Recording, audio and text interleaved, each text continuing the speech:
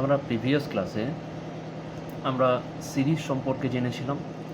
সিরিজে আমরা জেনেছিলাম যে series, three types of series there, that is individual series, discrete series এবং হচ্ছে আমাদের কন্টিনিউয়াস সিরিজ।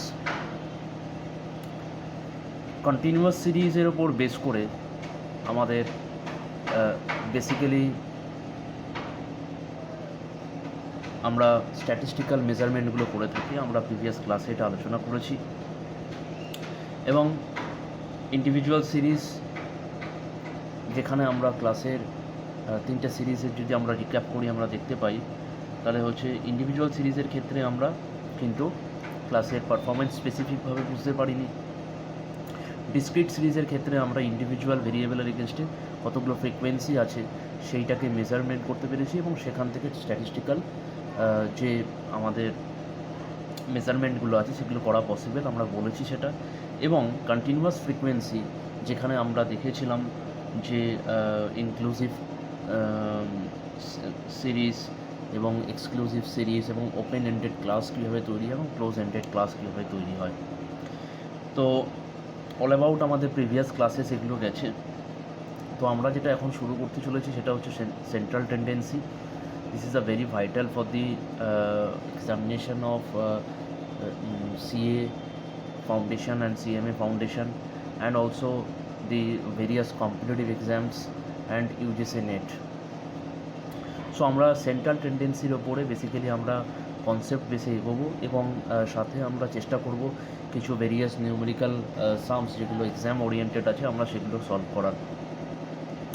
তো সেন্ট্রাল টেন্ডেন্সির যেটা পার্ট 1 ক্লাস রয়েছে আমাদের আজকে, সেখানে আমরা কিন্তু বেসিক্যালি থিওরিটিক্যাল পোর্শনটার উপরে আমরা বেশি জোর দেব।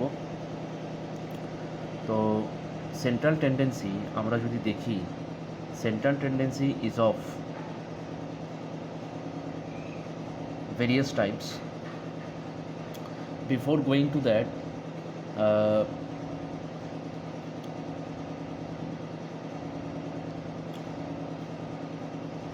what is central tendency will explain. That is, central tendency means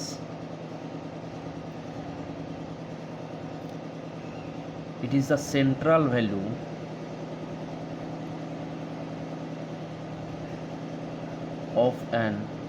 of a series,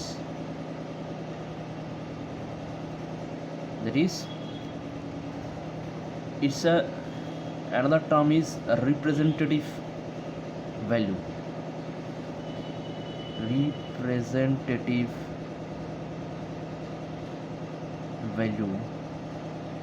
of a series.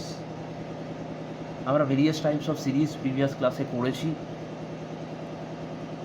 তো সেখানে আমরা দেখেছি যে ডিসক্রিট সিরিজ হোক বা ইন্ডিভিজুয়াল সিরিজ হোক বা ক্লাস সিরিজ হোক বা আমাদের কন্টিনিউয়াস সিরিজ যেটা আছে, সেখানে আমাদের ভেরিয়েবলসগুলো থাকে যেটাকে আমরা এক্স হিসেবে ডিনোট করে থাকি। সেইখানের মধ্যে থেকে আমরা একটা সেন্ট্রাল ভ্যালু আইডেন্টিফিকেশানটার নামই হচ্ছে আমাদের কিন্তু central tendency.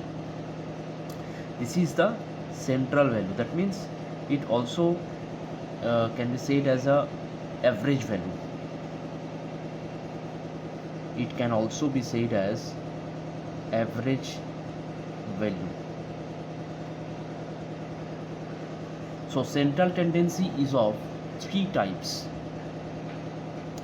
that is arithmetic mean, geometric mean,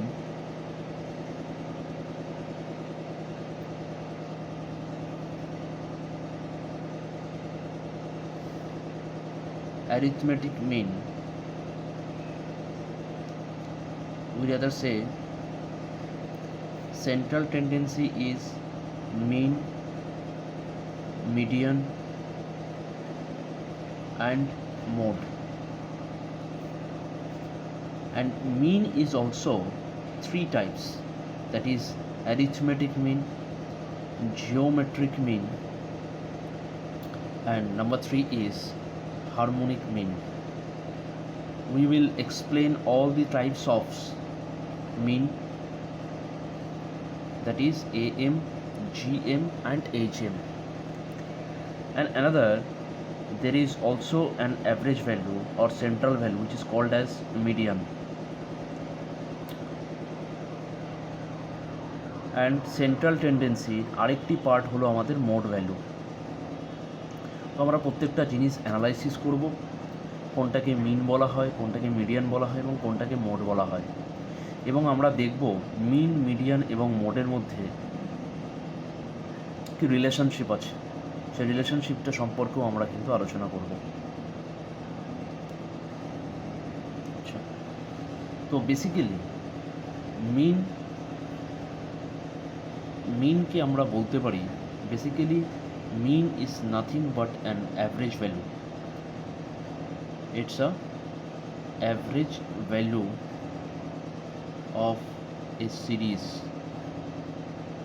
সে ম্যাথামেটিক্সে 20 জন স্টুডেন্টের মার্কসের সংখ্যা 3, কেউ 3 পেয়েছে, কেউ 5 পেয়েছে, কেউ 6 পেয়েছে, কেউ 9 পেয়েছে, কেউ 10 পেয়েছে, কেউ 0 পেয়েছে।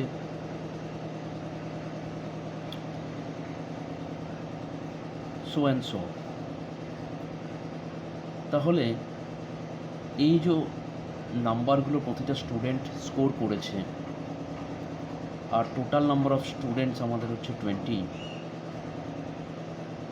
তাহলে সেক্ষেত্রে আমরা যদি নর্মাল অ্যারিথমেটিক মিন বার করি, তাহলে আমরা বেসিক্যালি করে থাকি কি 3 + 5 + 6 + 9 + 10 + 0 + so and so and number of students দিয়ে ডিভাইড করলে আমাদের অ্যারিথমেটিক মিনটা বেরোয়। এইটাকে আমরা এক্স বার হিসাবে এক্সপ্রেস করে থাকি স্ট্যাটিস্টিক্সে, X bar.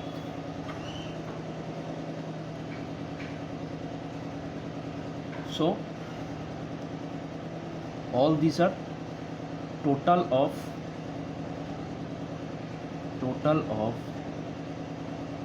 variable, and these are total of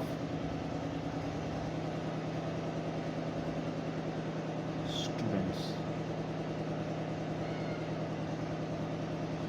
তাহলে আমরা অ্যারিথমেটিক মিন বা এক্স বার যেটাকে আমরা বলছি, এক্স বারটাকে আমরা বলতে পারি সামেশন অফ এক্স, যেহেতু total of variables means x, summation of x divided by 20 means summation of f বলতে পারি, অর আমরা এটাকে বলতে পারি n means number of students. এটা গেল আমাদের ইন্ডিভিজুয়াল সিরিজের ক্ষেত্রে। ইন্ডিভিজুয়াল সিরিজ, যদি আমাদের ডিসক্রিট সিরিজ থাকতো তাহলে আমরা কি করতাম? তাহলে আমরা এক্সের ভ্যালু একইভাবে থাকতো, কেউ 3, কেউ 5, কেউ 6, কেউ 9, কেউ বা 10 পেয়েছে, কেউ 0 পেয়েছে। তাদের নাম্বারগুলো সে 3 পেয়েছে 2 জন, সে 5 পেয়েছে 1 জন। একইভাবে আমরা যদি ধরি 3 জন পেয়েছে, 2 জন পেয়েছে, 1 জন পেয়েছে,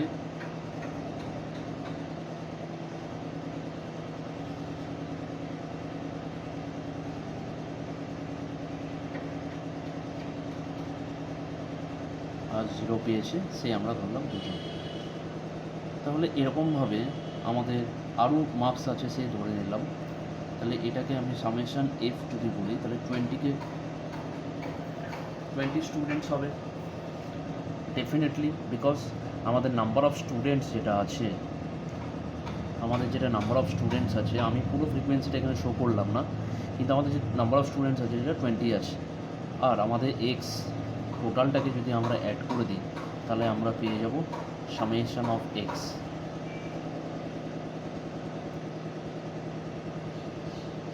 তাহলে আমরা যদি এটাকে অ্যাভারেজ বার করতে হয় তাহলে আমরা বলবো কি x bar equals to summation of x divided by f, that will be the arithmetic mean. তো আমরা বেসিক্যালি যেটা দেখতে পাচ্ছি যে arithmetic means is the normal mathematical average. Right? এটাকে আমরা বলে থাকি আরেকটা ভাষায় যে এটা হলো ম্যাথমেটিক্যাল অ্যাভারেজ। Mathematical average.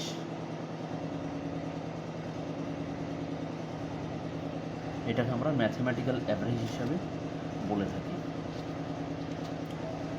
কিন্তু যদি আমাদের এটা ডিসক্রিট ফ্রিকোয়েন্সি না হয়ে আমাদের ক্লাস ফ্রিকোয়েন্সি হতো, তাহলে আমাদের কিন্তু ডিফারেন্ট ফর্মুলা হতো। সেটাই আমরা জানবো। এবং basically descriptive questions in exam কিন্তু আমাদের বেসিক্যালি ক্লাস ওরিয়েন্টেড কোশ্চেনই দিয়ে থাকে। অর্থাৎ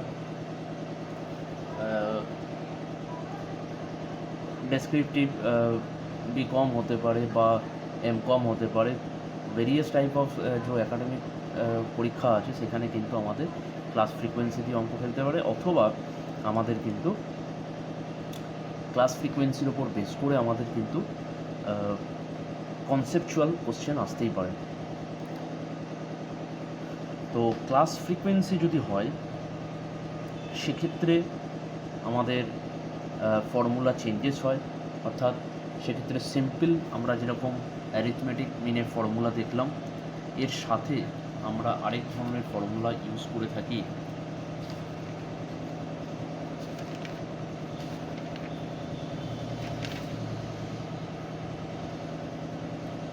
সেটা হচ্ছে আমাদের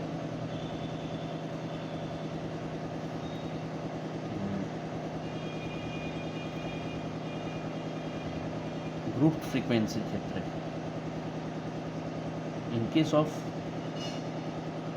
group frequency or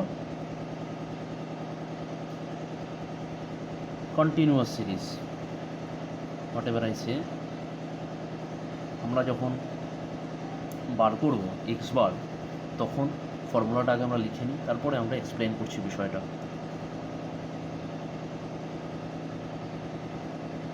on the basis of deviation আমরা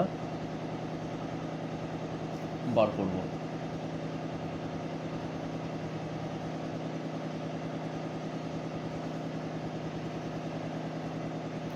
where d equal to deviation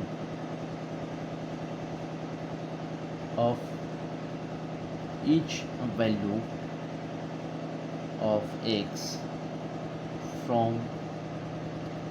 their assumed mean. I equals to আমরা বলতে পারি এক্ষেত্রে class interval or width of the class interval or width of the class, total of n equal to total of frequency, আর এটা হচ্ছে assumed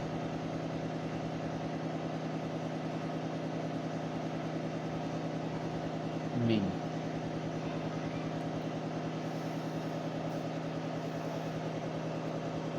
আচ্ছা, আমরা ফর্মুলাটা বোঝানোর আগে let us take a problem of group frequency for calculation of